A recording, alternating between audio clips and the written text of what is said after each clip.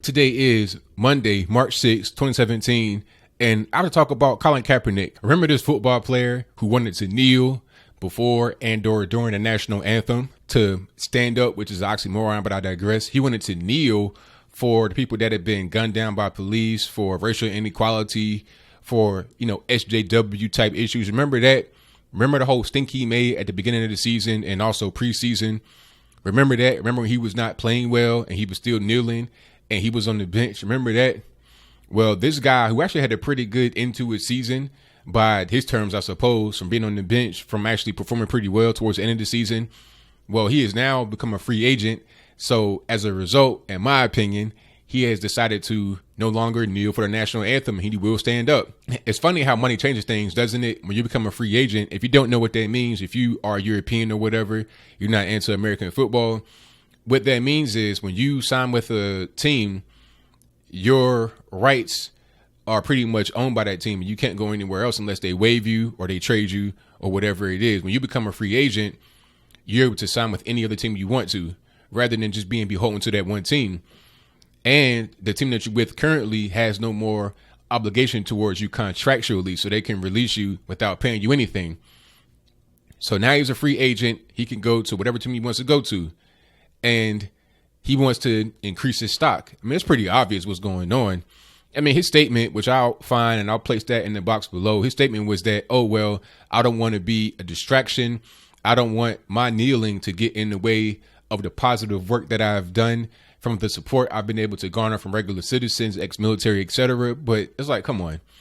If that was the case, then you could have just led with your actions in the community, because he did give a lot of money to charities, stuff like that. And I give him credit for doing that. I give him credit for, being out there, doing all that kind of stuff. But the kneeling was just disrespectful, because you're kneeling during the national anthem.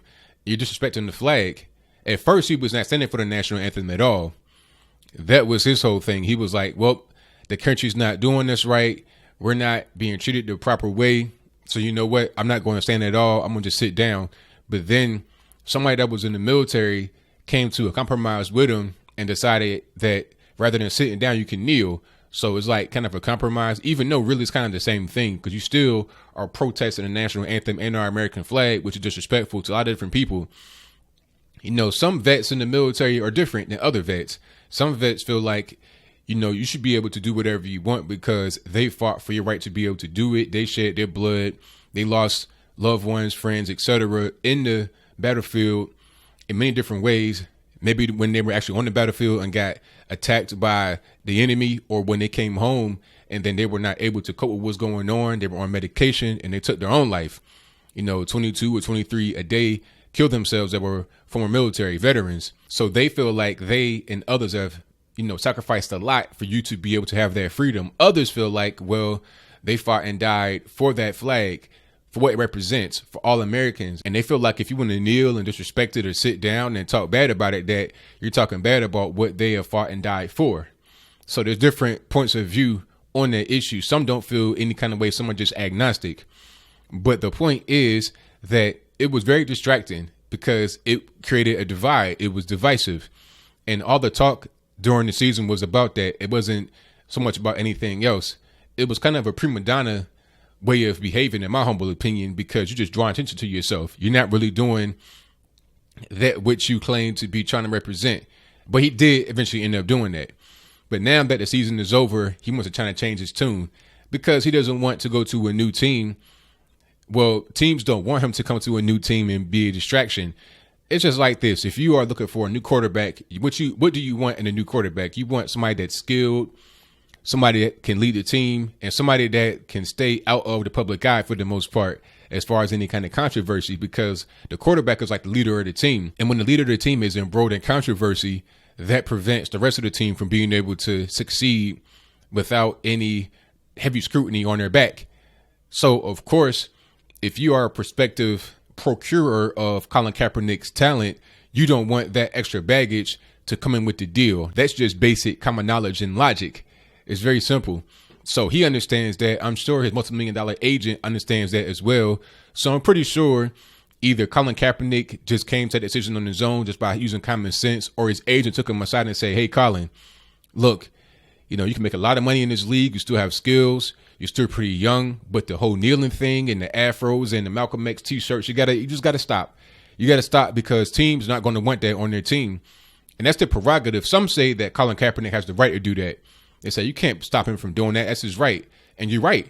That is his right to do whatever he wants. He can kneel and protest or whatever, but the right to do whatever you want goes both ways. If you're an employer, you can say, you know what? I don't want that on my team. I don't want that kind of distraction. I don't like people like that. So you know what? I'm not going to bring them on my team.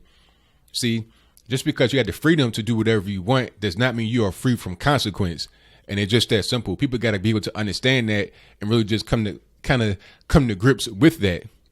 So I think it's poetic justice that he has had to now stand up to make money in this league. And that's the right thing to do. You know, I say shout out to all of the owners in the league and all the players that will be against this and will not hire a guy like that onto their team. And I think it's not even really about personal stuff. It could be about personal issues, like some owners don't like that kind of behavior. It could be about that, yes. But I think the greater thing here is that you don't want that kind of distraction to mess up your team chemistry, to mess up the money, because that could end up costing you games being lost. If you're so focused on what the media has to say, the media is all in the locker room. They're all in an interview trying to get a gotcha moment with Colin Kaepernick. They're trying to focus on that. There's no focus being put on the actual team. It's undue scrutiny about something that's unrelated to football. You don't want that to interfere with your ability to be able to win, which impacts the bottom line. So beyond it being a personal decision, business-wise, it makes sense. So I think that's what drives it. Free market economics is a beautiful thing. It's very beautiful.